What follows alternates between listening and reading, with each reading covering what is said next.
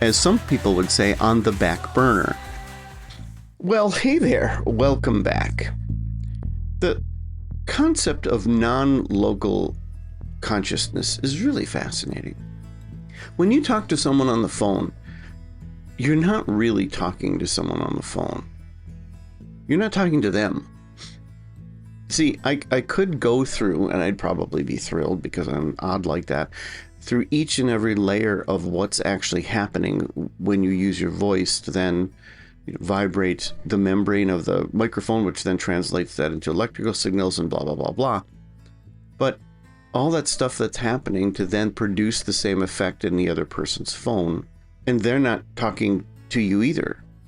And you could say, well, no, Mark, I mean, I can hear them in the background. It's going on live. Well, but you're not talking to them when you're not there talking to them. And you could say, well, all long distance communication, all communication that's not in person works that way, right? I mean, you could be texting someone, you can be FaceTiming someone, you can be doing all those things, and you're not really talking to them. You're talking to them, but you're not talking to them, right? You're talking kind of to the projection of them.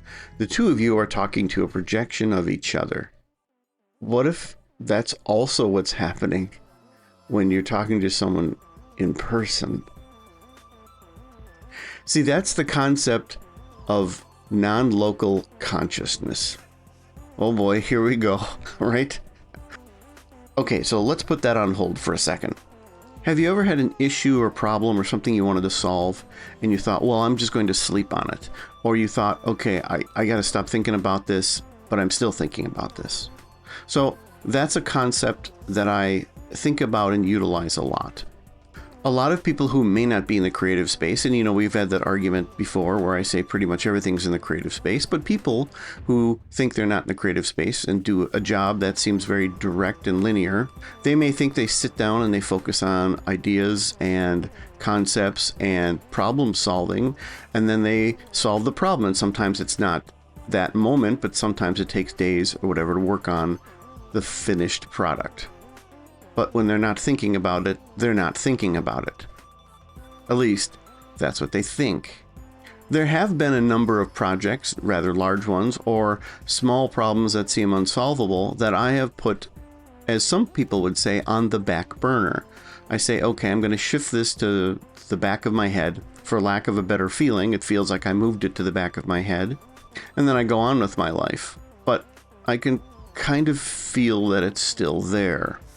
Have you ever right-clicked and copied something with your mouse, and then your hand and your mouse feel kind of heavier or sluggish until you paste it? No? Am I the only one?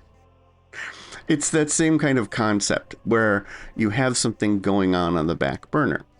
And for me, I've told people, I think in the past a few times, that my brain is fizzing. And it sounds really odd, but it feels like it's working on something, and you just leave it alone, let it work, because you're going to just mess it up and get your hands in there. So you say, look, I've defined the problem, I put it in the back of my brain, and it's going to work on it. Obviously, if you're trapped somewhere and you need to get out, you don't use that method. But when you're working on larger conceptual things where you think, okay, there's going to be an answer, there's got to be a way to do this, and I need to think outside of the box.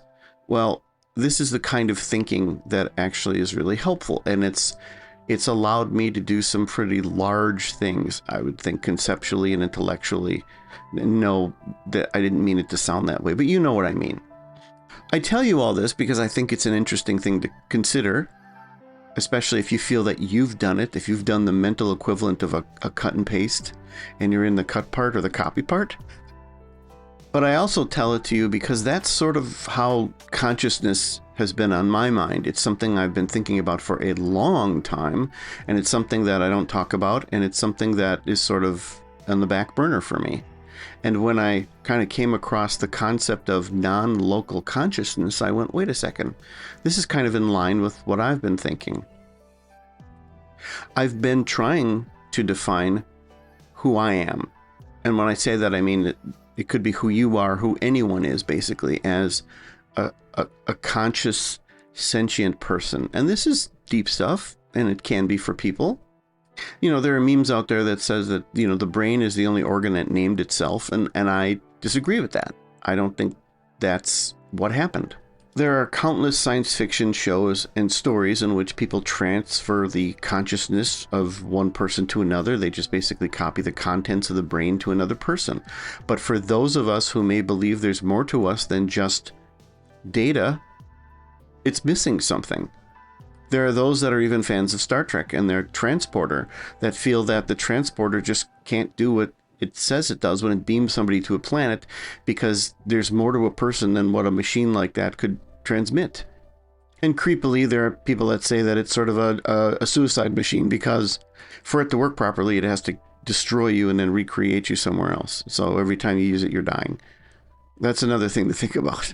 We can compare our brain to a computer and say that, okay, there's a computational device there, but there's also long and short-term memory, just like in a computer. There's short-term memory of the actual memory and the RAM, and there's long-term memory as far as the hard drive is concerned, and so forth. A lot of what we use computers for these days, however, aren't on the computer. Most of what people do is in their browser. I mean, there's things people specifically may do. They may have a locally installed spreadsheet or document creation software or 3D modeling software locally installed, but in a lot of those cases, it doesn't even live on the computer. People who use Microsoft 365, people who use the Google Suite, they're all using tools that don't live on the computer, that live somewhere else. If you're using Gmail, you're not using mail that's living on a computer, and email in and of itself is a thing that typically doesn't live where you live. It's a window into where it actually lives up there in the cloud. So even when people make the really non-equivalent connection or comparison between a person's brain and consciousness to a computer, they're then leaking right back into where they belong, which is that not everything is there. So if the brain is the hardware, and you and I are kind of the data and the program that make up our experiences and our personality, what about the stuff that doesn't live here? What about the inspiration and creativity that seem to come out of nowhere? And I had a very personal, direct experience with that when I wrote The Sword and the Sunflower, and I won't bore you with that story for the 15th time. If you're a person who has a belief system, then you are already in a mode in which you believe there is more to life than what we are seeing. If science has taught me one lesson, and I had to pick one lesson, it's that we know very little. We know very little, and the more that we learn, the more we realize we don't know. And that's something that's usually attributed to Einstein. But then everything seems to be attributed to Einstein. So you may have to look that one up. So my question to you today is, where do you live? Is it here? Or is there a non-local consciousness that we're dealing with? Because when you talk to your friend on the phone, or you're one of the thousands of users of ChatGPT, you're not there with your friend, and you're not talking to ChatGPT that lives in your phone. You're both talking to something that lives somewhere else. And what if that's all we're ever doing? Because we all are non-local in our consciousness. Thank you.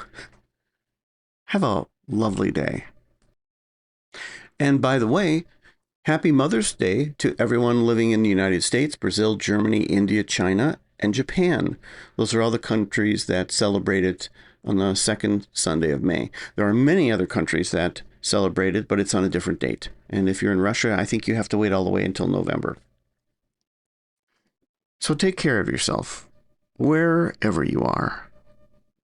Living life, every day, late at night, not okay.